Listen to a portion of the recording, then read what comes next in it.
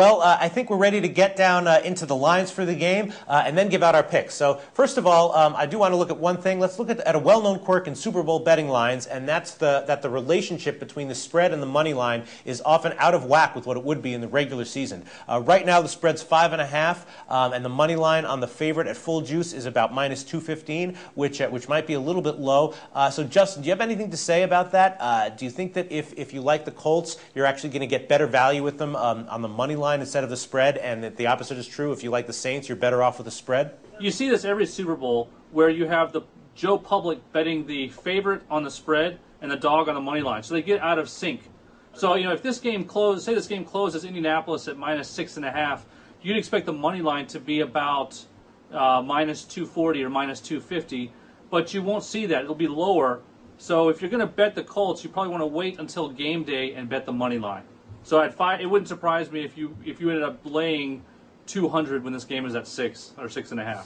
Okay, great. And finally, let's talk about the total. Obviously, two huge offenses, but the total's very high at 56.5. Normally, the public loves to bet the over in the Super Bowl, so it's often advisable to look at the under for value, but that might not be the case here. The obvious thing that you think of at first is actually very succinctly summed up by a post from the poster MSEC512, MSEC512, who posted, "Take the over and watch some trade TDs all night. Could be the most points ever scored in a Super Bowl." So let's start with you, Justin. Where'd you set the line for this game? 56.5. Okay, so you think that the total's right on? I think it's right on, but that includes a slight upward adjustment for having 2 weeks off.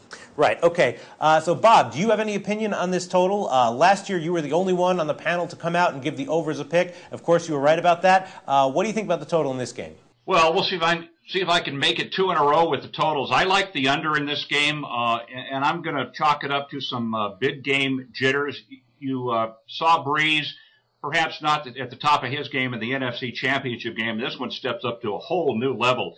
So I see the Saints especially having trouble with the touchdowns. I can see a couple of field goals in their trips to the red zone. And I don't think, again, I'm going to harken back to the Indiana defense, the Indianapolis defense. I think this is a group that may hold the Saints to a couple, 3 field goals once they get into the red zone. I think Manning, like he did against the Jets, is capable of taking his team on a long 80-yard drive, eat about 6 or 7 minutes off the clock. So I'm going to look for an under in this game. Interesting, interesting. Okay, and finally, I guess let's just get down to our picks. Each of us will just give the side that we like in the game. You can qualify it by saying how much or how little you like it, and try to mention a factor that is key to your pick. Bob, start with you. If I haven't tipped my hand already, I like the Colts in this game. I like them by a touchdown or 10 points, and all I can say is Manning, Manning, Manning, and more Peyton Manning. Okay, and Justin, what's your pick on this game? I like the Saints small at 5.5. I like them more at 6. If you get it at 6 or 6.5, find a rec book and buy it up to 7.5. But it's still a small play. The real strong play will be playing the middle, playing the Colts money line with a hedge bet on the Saints spread. All right, well, I guess we won't have a consensus this year, but that's okay. Me, just for the record, I'll take the Saints plus 5.5. That's just a token bet. If this were a regular season game, I'd probably pass. I do think the Saints offense will eventually be able to move the ball against the Colts and have a decent shot at keeping it close. But that's it. So that's it for the SBR.TV Super Bowl 44 preview. Thanks to all the posters who provided great quotes for us to use. And, of course, check back on SBRforum.com for discussions on all this and more right up until kickoff. For SBR.TV, I'm Peter Loshak.